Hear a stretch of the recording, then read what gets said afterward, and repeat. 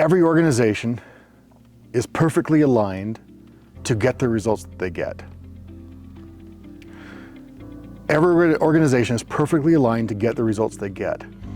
That's meaningful for me and powerful to me, because if I'm looking at my organization, or you're looking at yours, or somebody else is looking at theirs, and we're frustrated because we're not where we want to be, the charge, the call is to go look at how we are aligned, how we're organized, what we're doing that is getting us the current result, and what will we need to change to get that new result that we're looking at.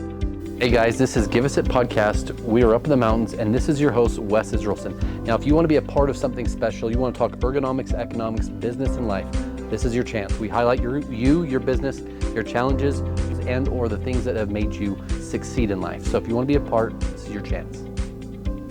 Hey guys, this is Wes Israelson. This is Give Us It Podcast. We're up at the Kiln Cabin.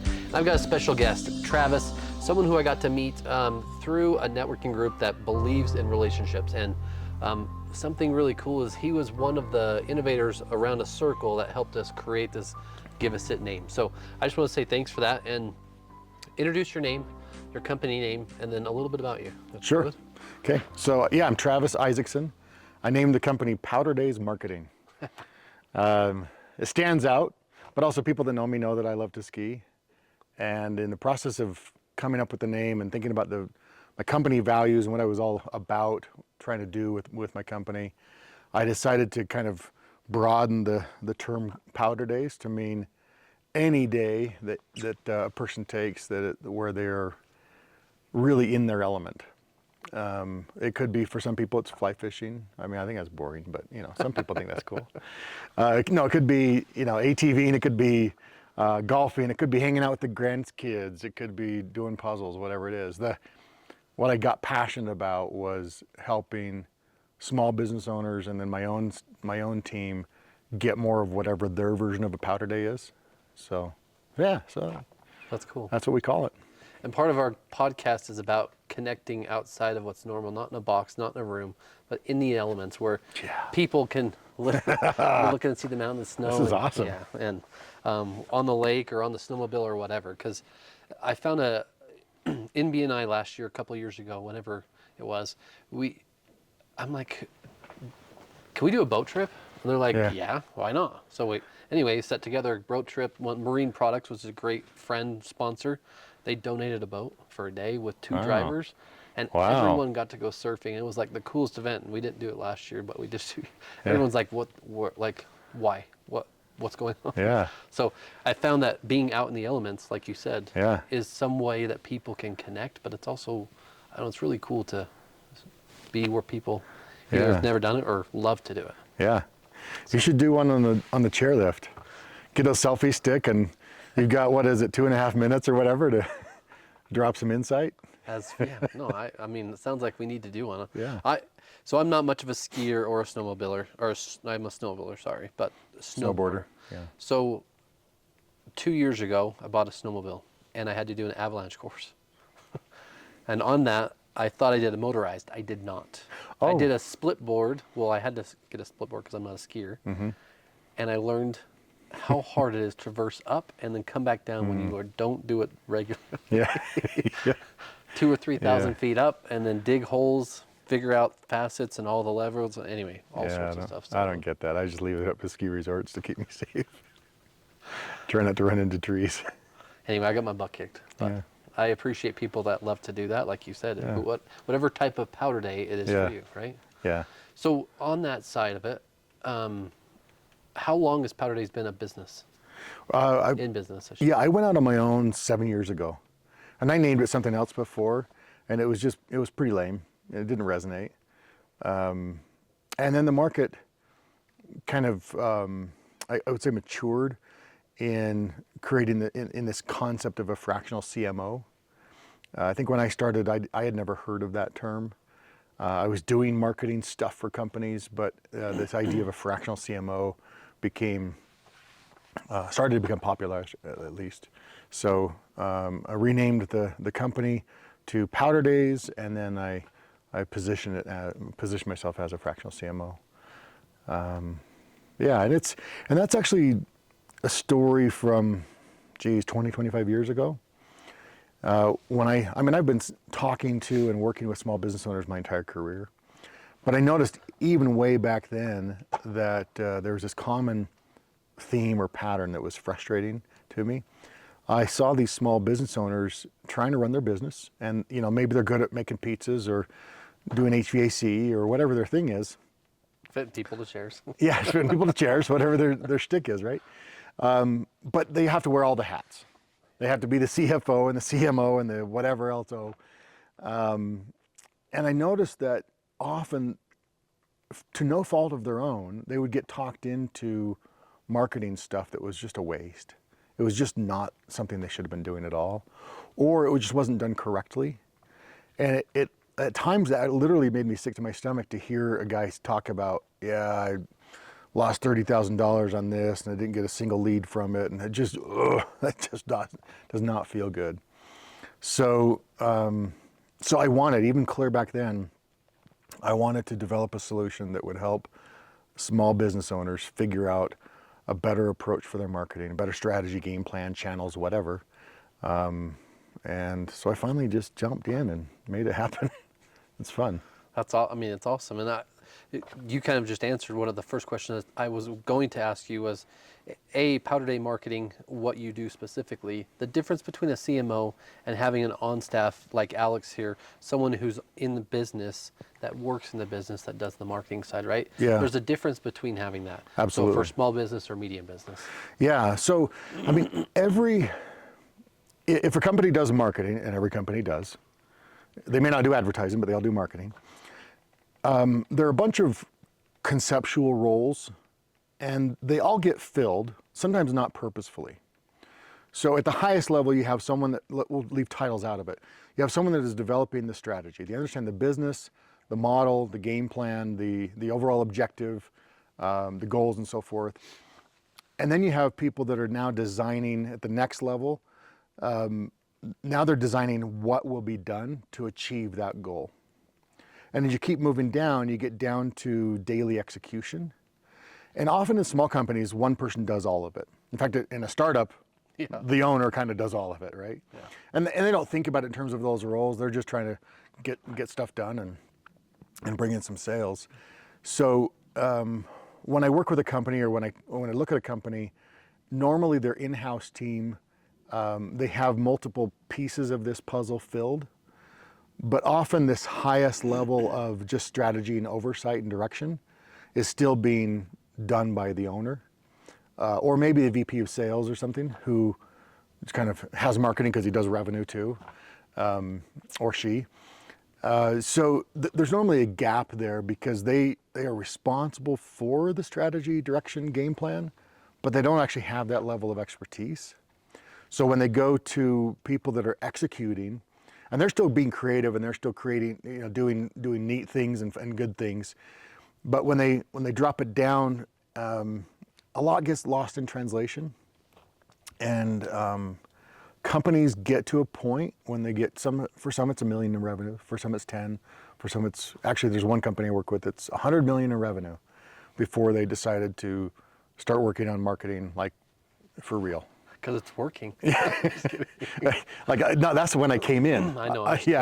Yeah. So it's like, hey, they're selling and they're doing their thing. So why do anything different? But in this case, they're ready to grow, but they don't have that level of expertise to know how to grow. They have people that can execute and do really well, but how to grow and where to not waste time and money and energy, where to spend time, money, and energy. That's the challenge. So I often work with companies that they have some internal people. Sometimes they're also external, maybe an agency or a freelancer. And sometimes I actually help orchestrate all of that. One right now has three internal staff. And then we hired on a freelancer and an agency and me. So as a whole team, now we're executing against this new plan. So, and I believe that collaboration that way is also the key to a connection. Say we're out here in the middle of the cabin, we've got people that we can talk to and connect, right? Yeah. But that connection side of the collaboration part, you different people's perspectives as well as different expertise, let's say, and then the implementation side. So you're taking that whole bunch, putting it all together, and then you have people that can do the work to get it done too. Yeah. Yeah. In fact, this, I've watched a few of these, so I know you're going to ask me at some point what's something nobody knows. So I'm just going to answer that right now because it fits. Damn you. Just kidding. I got you. Okay. What's a hack? Gotcha. So I got a degree in theater at BYU. Okay. Later went back and got an MBA, but my bachelor's degree was in theater. And I thought I was going to be a director or an actor or whatever. And I didn't want that life. And I wasn't that good anyway. So I got out of that. But I did get the degree. What I realized later was I really loved my final classes because it was directing. And what I loved doing was taking a script and actors and a set and lights and sound and blocking and all of this stuff and putting it into this cohesive show that was essentially selling an idea or taking someone on an experience that I was able to kind of direct all the pieces. What I didn't realize at the time, of course, is that that's what I love to do in business. In fact, the original name of the company related to customer experience, because customer experience is really broad. It's everything the customer touches, from their first look at marketing to using the product and being an advocate. So yeah, it's funny that a theater degree, which is really a stupid, worthless degree, actually wasn't for me. I learned how to direct a play, and that plays well in my work because I look at it from when I'm helping a company, I'm looking at their sales as well as their product and everything else. So. So do you service every type of business, or is there things that you focus on or try to focus on? Any type of organization or mission-driven thing outside of? Yeah, the most common thread with all of my clients is that it's small enough that they don't have a full marketing team. They don't have dozens of people, and the owner is normally still wearing the hat. Ultimately, they're still responsible for strategy and direction and such. That's the most common thing. Beyond that, the next maybe most common is, in terms of revenue, normally they're 2 to maybe 25 million revenue. So they have enough experience that they know what they're doing, and I can jump right in listening to customers and seeing what they really care the most about, and we can design messaging around that. The other commonality is I tend to gravitate toward and really enjoy working on kind of weird business models. Companies where it's not very straightforward. Like, if you open a Swig franchise, okay, you get the ingredients and you have a great location and you're good to go. But, a home remodeling company who has a very specific niche, that's pretty fun. I've got a nonprofit that's in an industry that nobody likes to talk about because it's really difficult to talk about those problems. Well, that's really a fun marketing challenge for me. So that's good. And you can tell the creative side of you comes out based on the background with the theater too. Like having the ability to see something, curate something, and put it all together, and then sell it too. Yeah. I mean, that's marketing. That's sales. It's a lot of fun. It is. I mean, yeah. When you're directing a play or a film, you're selling a message. Yeah. You're going to make them cry or laugh or wow or clap or whatever, and yeah, it's not much different, I guess, in business. And you kind of talked a little bit about, so how many years have you been in the marketing side of business? Like it sounds like 25 years. Or... Yeah, I mean, I had years where I focused more on, like I built some sales teams, but I was still involved in the marketing side. There were a couple of years where I spent all of my time, maybe 3 years or something, all of my time actually on organizational development and process improvement in the company. But then after that, I went back to a marketing role in that company. Marketing is just where I don't know, it's fun. It fits for me. It's maybe because it's not straightforward. I love that challenge. That's good. Yeah. And the ability to create it also. It sounds like you can create it. You can take and create whatever the dream is and or the vision and help them implement it. Yeah, I would say I'm not I'm not good at coming up with ideas out of the blue. I can't just sit there and look at the sky and say, this is what we need to do. What about that mountain that's got snow on it? Well, that I can do. If you look at point me at a mountain with snow, I'm genius. But what I like, and this kind of goes back to the reason directing worked so well for me, it resonated with me. I love being able to look out at the landscape, the players, the internal team, the goals, the competitors, the customers, and start to notice patterns among them, and then to bring all of that together and coalesce around a message and a strategy and so forth. So like I'm working with a resort hotel in Park City, and they've been marketing one way, and in doing the customer research, their customers are actually talking about two things that they never talk about on their website, or hardly ever talk about on their website. So discovering what customers actually care most about, and then working now to implement that into their marketing as a core differentiator, that's really fun. That's really fun. That sounds, it sounds fun. It sounds intriguing for us too. And when we were sitting in this group in Tribe House, and everyone kind of got a few minutes to talk, we talked about trying to do ergonomics at a grand scale, like us trying to get into a C-level organization at the top, or some sort of people who have the influence to understand the power of not just ergonomics, but really the economic side of what ergonomics or marketing can do for the business. How do you quantify, or how do you track, or how do you keep track of such things as leads coming in as you develop this marketing plan and help them get through implementation? Do you have the software that does it, or do they have to have some sort of software that's tracking it? Normally they have software. If they don't, then I'll help them find the right software. Okay.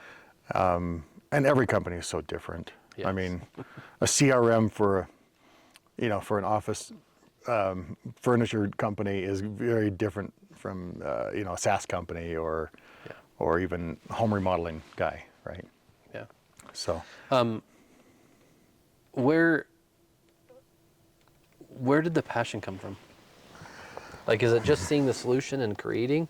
Like, you went to BYU to go into theater, right? And then came back and did your MBA. Yeah. And then now went out on your own adventure, started your own marketing company to help create the solution. Is it the passion in the solution? Yeah, it's a good question. I am kind of wired to see things in terms of what's broken. It's a blessing and a curse, but mostly a curse, especially my family. I feel you. So I'm kind of wired to see quickly what is awry, what needs to be fixed. And as a part of that, I talked about when I'm talking with a small business owner and they just wasted $30,000 on something, I want to go solve that.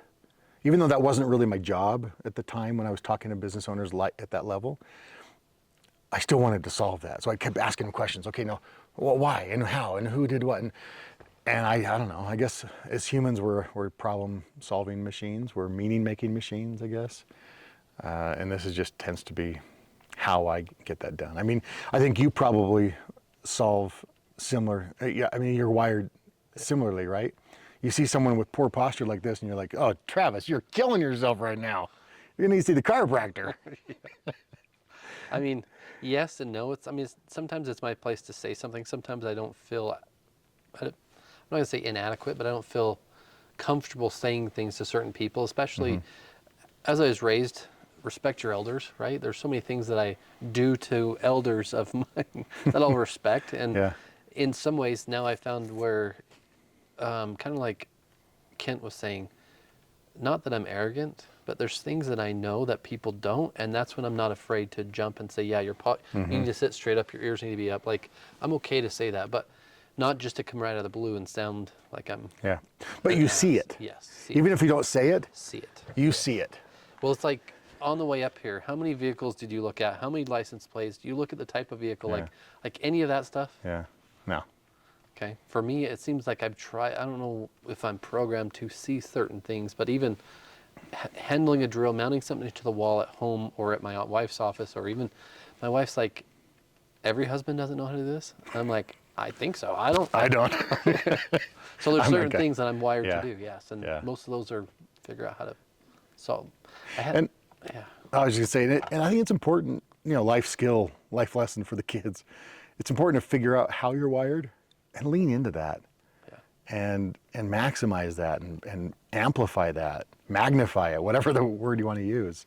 That's an important life lesson, important thing to know. You know, and it's kind of funny you bring that up because I didn't even think about it. So 2 days ago, I called my mom on the way home. We got my kids, or our princess's new bedroom sets. And she's like, well, just send me a picture. And I said, it's so cute to see Bryn, my oldest, create her room. Mm. And my mom's like, that's just like you. Mm. You used to take nothing and create something. Mm-hmm. So she's got the tendency, if she doesn't have a coloring book, she draws her own and then colors it. Mm-hmm. If she doesn't That's have this, awesome. she creates it. Like, so Wow. the creation side, in some ways, I believe is trained, taught, and educated down to your children too. Mm. But it's also an innate ability that you can find, Yeah. you can propel forward. And maybe that is a common thread in humanity. Maybe we learn that from our Creator. Yeah. That wherever you are, you go and create something better and improve people's lives through it. That's probably, if we thought through it, we'd probably find that everybody we know is creating and solving problems. You said kind of already, but what is a small hack, or what's one thing a business owner needs to make sure they're done or they're doing as a business today, present day, 2024, especially after election Yeah. and after things are going awry? Then you also have tariffs coming and all sorts of things moving. Yeah. Like, what's one thing a business owner needs to pay attention to? There's a quote that I heard as I was studying Lean Six Sigma years ago that really resonated with me, and I don't remember who said it. Maybe it was Covey. I don't know. Every organization is perfectly aligned to get the results that they get. Every organization is perfectly aligned to get the results they get. That's meaningful for me and powerful to me, because if I'm looking at my organization, or you're looking at yours, or somebody else is looking at theirs, and we're frustrated because we're not where we want to be, the charge, the call is to go look at how we are aligned, how we're organized, what we're doing that is getting us the current result, and what will we need to change to get that new result that we're looking at. Yeah. And I mean, all of us in business, we're all wishing we were, or wanting to do better and more and grow this way and that way. And it's often not the numbers game that we think it is. It's often an alignment issue. We need people doing different things, or different people, or all sorts of stuff, different messaging, all sorts of different things. So I don't know if that's the best answer, but it's an answer. And is there a difference between, and maybe it's not so much social media, I'm not sure if you do social media branding or anything like that, but can a business owner also have a social media presence business-wise and personal, like a hybrid account that they can put out? Or do you believe in just keeping all professional business marketing, or bringing in the fun concept like options into business? Are you talking about like Whether it's branding or whether it's just simple posting or Yeah. strictly marketing? Are you talking about like a solopreneur? Yeah, I mean, yeah. Like a realtor? Yeah. Are they we going to could post say- family stuff and business stuff? Yeah. Everyone gets to make that decision on their own. I mean, my wife, we've talked about this a lot because she's a writer, but she's also a human being and a mom and normal stuff, right? For her, we have two accounts. She has a professional account where she talks about writing and the workshops that she does and the books and stuff. And then she keeps her personal a little more personal. But some mix that quite well. You normally see that in true solopreneurs, like a realtor sort of environment. For businesses, you need to understand who your audience is. If your audience are your prospects, then that's a certain type of message and certain strategy. If it's actually your prospects and employees, because you're always recruiting, let's say you're in a company that is always recruiting, then you need to understand that that's your audience as well. Or like in Kent's case, for A Child's Hope, their audience is employees and donors and the community in general. So when you work on a marketing plan, a content plan, you're taking all of that into consideration and trying to make decisions based off of who is most important to talk to, how much we're going to talk to this audience versus that audience. I've got a nonprofit that I work with. That's the scenario. Are we helping those that receive benefits, or that donate, or those that receive different benefits? Because they're actually two very different audiences that they help. So. And if business owners out there don't understand their audience, or they think they do, right? But they are in the realm that they don't know what they don't know, but they also think that there's no market. There's no more market they can gain. There's no more thing. They have to change something. Do you think that they're missing their audience? Do you think that they're missing their messaging? Or do you think that they're missing the overall strategy of what needs to be moving? I see a few common issues there. One is that they think they know their audience, and they don't entirely. They know their business from their perspective. They haven't, and it's difficult to do this. If you're the owner of the company especially, it's difficult to step back away and pretend you know nothing and then talk to customers and figure it out.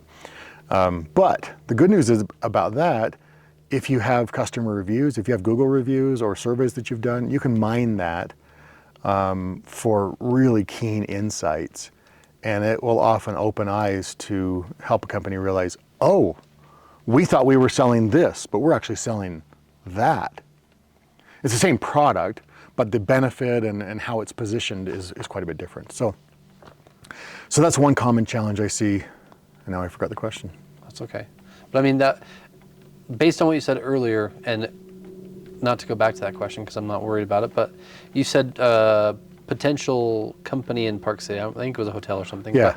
But you said the same thing. Basically, what you did was take some sort of, let's say, review or something, put it out to the public, let them give you the information, mind it, and then help recreate just the messaging. Yeah. So we had the benefit of 2,800 reviews on 4 different websites, from Google and to TripAdvisor to Booking.com and maybe Facebook or something, I don't remember.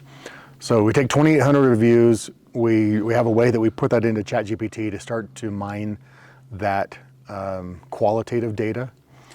And then as you do that, even with chat, you're getting a response, and then you have to kind of look at it with the right mindset and realize that your inputs may not be right, or it's reading some things the wrong way. So you have to massage that qualitative data a little bit. But in that case, it was really interesting. The most common feature that people mentioned was the outdoor hot tub. But you had to get to like page 2 or 3 to find an outdoor hot tub on their website. So here's like the number one thing that people love the most, and is buried. That's fun. That's really fun to find that. And now to start working on the homepage and the other marketing pieces to highlight what people actually love most about the place. That's cool. Yeah. Do you work with every company within Utah, or do you work outside of Utah too? Outside Utah as well. Okay. Yeah. So there's no business that you necessarily can't help or work with in general? Oh, well, I wouldn't be that arrogant, or I just don't think that's appropriate. There's certainly some companies that aren't a good fit for what I do, either because they are in an industry that I really don't know anything about and is too far out of my skill set. So for example, I had a company come that is in, they wanted to do a betting app. I don't know the first thing about betting on games or on elections or whatever else, and I'm not very passionate about that. It goes counter to some of like my core. So that was one that I said, you know what, it would be too much of a learning curve. I think you'd be better suited with somebody else. So I referred them to a company that has a whole bunch of other fractional CMOs to find the right resource. If a company, is 200 million in revenue and they've got a CMO and 6 people or 12 or 24 people, there's not much I can really help with. So I'm not going to work on that. And certainly there are a lot of others. Their budget may not be right, or maybe just the personality and the fit isn't right. So I'm perfectly happy to say, hey, this isn't a good fit. But there isn't like a categorical thing that I just generally exclude. So I meet with everybody, and even if it's not a good fit, I love to at least point them in the right direction. Good. You're still helping them. Yeah. Solution to get them whatever that is they need, whether it's you or not. Yeah, and sometimes that's really fun too. Yeah. It's like, oh, yeah, I'm not the right guy, but here's what you need to do, and here's what you need to not do. Yeah. And that's fun. They can go off and execute. We had this saying too, and people got mad at us, but you want a $100 chair, go to Office Depot. Well, I'll buy 100 today. I just want 100. Go to Office Depot. Yeah. Why? Because you're going to remember the Jack or me that sold you the chair for $100, even though you're going to forget $100. You're going to forget you bought a cheap chair. You're going to remember me because I'm the one that did it. Yeah. So no, go somewhere that's not going to care about the chair. Yeah. If you want to care about what it is you do, value versus not. Yeah. So. And that's a service-oriented approach to business, and it's a much better way to live. Yeah. You don't have to, life's too short, and I'm too old to fit square pegs in round holes. Let's get people in the right places and sitting in the right chairs and getting the right marketing plan and all of that. So how do you go to market yourself? So I've talked to quite a few marketers recently, and most of them don't create themselves. They don't market themselves. They just market what they've done for other people. How do you do that? Yeah. It's kind of weird because nobody's searching for a fractional CMO.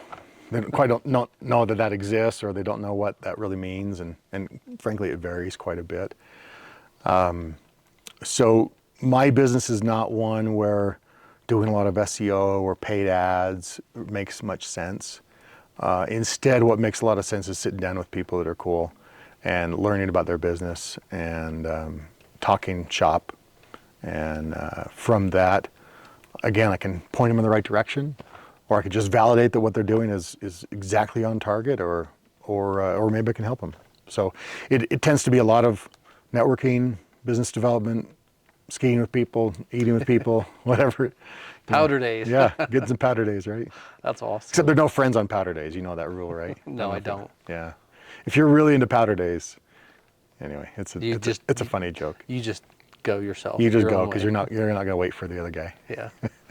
There's a few guys in our BNI that are really competitive, and when they hit the hills, like, it's just up, down, up, down, Yeah. up, down. Yeah. So I get it. When you're on a snowmobile, you want to be the first one to set the line, or the first one through that powder. And as soon as someone else does, you're like, oh man. See, that's your powder day. It is.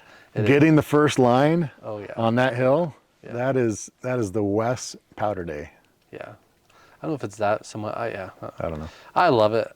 I love all of it. That's cool. I love the boat. But what I really think is more the connection with people for me. Yeah. Like, Tribe House, being a part of Tribe House has been an influence on me personally as a business owner, as a person, as a husband, because I've talked to so many people at such deep levels, and there's so many great people out there. Yeah. When you sit down and have a real conversation versus an over the phone thing, like it's different. Yeah. It's different. Or, hey, everybody give your spiel for 60 seconds. Yeah, like what BNI does, Yeah. Totally. I mean, not that BNI is bad, I'm not saying that, but it is a pain in the ass at times, I will tell you that. But I mean... But what drives you? Why you like the personal relationship? You want to get to know people, you want to serve. Where does that come from? I've thought about it really deep and hard. So my wife and I, and then in my personal coaching, business coaching, we talked in depth specifically, and I found deeper. So what I'll elaborate is this. When you go through an experience, which everyone does, and whether you take it positive or negative, but you come out of something changed with the vision of your own death. And then what did you do? What did you leave? Who did you impact? And how did it create something that wasn't there or can become an organization that can be better? What type of impact did you have? And I wrote my obituary. And in doing that process, reading it out loud, giving it to my spouse, there's a lot of things there that came out. And I don't generally think I do anything I do for me. I mean, I do things for me, but it's always to help someone. It's always to connect with someone. It's always to be with someone, whether it's camping, whether it's hunting, whether it's fishing. If it's just me, I'm okay to work. I'm okay to be with my family, but I find myself truly enjoying the time, the solution, the problem, the connection. That's awesome. And I don't know, just... And that's why we're here. Yeah. I'm nothing without the team. Not that I'm very powerful alone. I am. But there's something that when you get a group of people together, just like this, just like in the cabin or Kiln. Kiln has a great freaking cabin. If you guys have never been here, you freaking need to go. This is cool. This is cool. But I got to come back up here and get some work done. But outside of that, literally, I think it's just part of how you were raised. I believe that we're trained, taught, and educated by our parents, kind of how they were raised. And when you see, Kent mentioned a mentor or someone else in life, when you find people that have done something that have impacted or changed the world or changed 10 people that multiply to 10 people that multiply, it's like the compound effect. I found in the compound effect of impacting and helping is really what drives me. That's cool. It's not money. That's cool. It's just in helping people. Because if you help one person, they help one person. It's like a penny that multiplies a day. So I'm going to ask the question, would you take $1 million if I had it in my hand, or would you take a penny that compounded every day for a month? Which one? Well, it's that one. Yeah, 5 million is what that would be. So if I can impact one person a day, which is what I have as a personal CSC, that's what my goal. And if I can help someone sit correct, if I can help someone have the correct flow in their office, or save 10 grand by buying used furniture. That's interesting. Like if you could make me 5% more productive working, but you do that with all of these people, the world is a better place, isn't it? It is. And even think about it this way. So you have a mattress at home, right? How long do you sleep at night? 8-ish. 8? Okay. That's good. How much do you spend on your mattress? No, yeah. I don't know. I think it's $5 grand or something. How long do you sit in your chair when you work? Oh, yeah. That wasn't an answer. That was like, yeah. Okay. How many hours? A good 8 hours. And then how much do you spend on your chair? Yeah, like 1% of that. I don't know. No. So a third of that. A third of your life is spent working. A third of your life is spent sleeping, and the other time is like, if I can impact that third, or our business can impact that third, that's my goal. That's pretty cool. That's our goal. That's why ergonomics matter. Yeah. Ergonomics and economics, they do work, Huh. and it will improve 5%, maybe 1% a day, but 1% a day is still better than. Yeah. Well, I mean, if I can stay in the zone an extra 5 minutes a day, that's the magic is when you're in that zone, right? So how do you market that? That's where we're figuring that out. Yeah, we got to think through that. Yeah, That's a fun challenge. it is. Because there's all this theoretical stuff, but it actually really, It can be quantified. it's where the rubber hits the road too. I mean, think about it. COVID pushed people home so fast, and the average home employee can't spend more than $200 or $300 on their entire setup because they don't have the money, and the business is probably not going to pay for it. Some businesses do, and if you do, you freaking should. But outside of that, a good chair is $600. A good desk is $500, and monitor rooms, another $300. That's more than some households have in their savings. Yeah. Yeah. But they don't understand because it's a chair. It's a chair. Yeah, it just feels like, well, just grab any chair. It doesn't matter, but it does. I mean, it even matters down to the simple effect of this. You have casters on those wheels, or the wheels that hold the chair are called casters. If you have carpet at home and you're a woman or you have pets, it gets caught in there. And after so long of a cheap chair, you start pushing away from your desk to get up, and then the caster breaks. You could fall over and hurt yourself, especially if you're not in shape or overweight. Excuse me. So chair mats come to, like, there's so many things So what, that come into play. are you familiar with job theory? Job to be done? No. I feel like I've heard it. Yeah, the idea is that people don't hire products, they don't hire, well, let me say it differently. Nobody goes into Home Depot wanting a 1/4-inch drill bit. What they want is a 1/4-inch hole. And they have to buy the drill bit to get the hole. And the concept translates for every business. So the question I would have is, what is the job that people are hiring you to do? And we can find that through, if you go look at your customer reviews and surveys and stuff, you'll probably see that. Once you find that, that's what you then take and expand and market. And sometimes it's tricky to do that because it feels a little too ethereal or whatever, but there's always a way. So they're hiring you maybe for increased productivity. Or maybe a better way to say it is, if I were to buy that as a solopreneur, if I were to buy a chair from you and get it fitted right as a solopreneur, I wouldn't say it's to make me more productive. The term I would use is to keep me in the zone, to keep me from having to get up and take a break. So I can get, when I'm working, I'm brilliant, I'm getting stuff done, I can stay there a little longer. That's what I would hire your chair to do for me. That's good. That's not the same as buying a chair. No, I mean, on that same note, there's a lot of businesses that buy, and when you buy in the multiples of 50 or 100 or 200, like the numbers they watch, they rise so much more, right? And especially with COVID and now hybrid and maybe remote forever, and now people back in the office, how much do they want to spend? But furniture's always the first budget that's cut. Ancillaries there with furniture, but the reason is because the building needs to be this amazing place, or it needs to be whatever it needs to be. But furniture's always the last thing to go in the space. So it's usually cut. Not that, I mean, if you were a Fortune 500, no, they spend $1,000 on every chair. They do. Yeah, my son writes code for a company, and the developers have great chairs. Oh, yes, they do. And their monitors are perfect, and it's what they want, and they have a certain budget to spend. But you go into, the front desk or into accounting, I'm not sure that they have the same budget for that. Yeah. They should. I agree. You guys should listen to that, just so you know.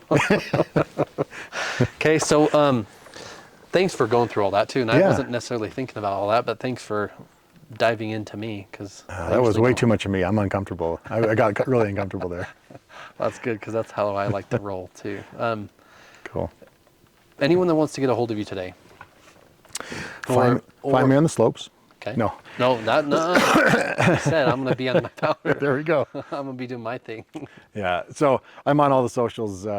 More Pow Days is the handle in most cases, or you can just search Powder Days Marketing, and I'll interact on Twitter, Facebook, Instagram, LinkedIn, or the website. Of course, you can actually just schedule a time to meet with me on the website.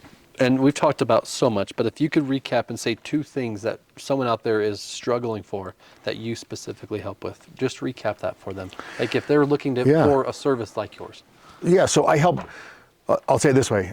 I love to help small business owners figure out what to do with their marketing so they stop wasting time and money and really grow their business more than they ever could. And as much as I love that, I also love taking that off of their plate so they don't have to bear that burden.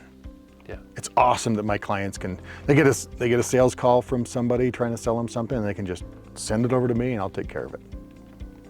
That's fun. So help you figure out your marketing. How about that? Good. And to get more Powder Days. That's the idea. I don't know if I made that connection. No, but you did. If you make more money and have more time and energy, then you can get more Powder Days. Yes. Yeah. And whether it's powder, whether it's water, doesn't freaking matter. That's right. He helps you get out there so that you're not stuck as a business owner in trying to do everything. So you can build the team to do the stuff that you want to and succeed past. So thanks for your time. Yeah. Thank you so much. Awesome. Yeah. Thanks for being a part of Give Us It. And this is Wes. Thanks, guys. Thanks. That's awesome.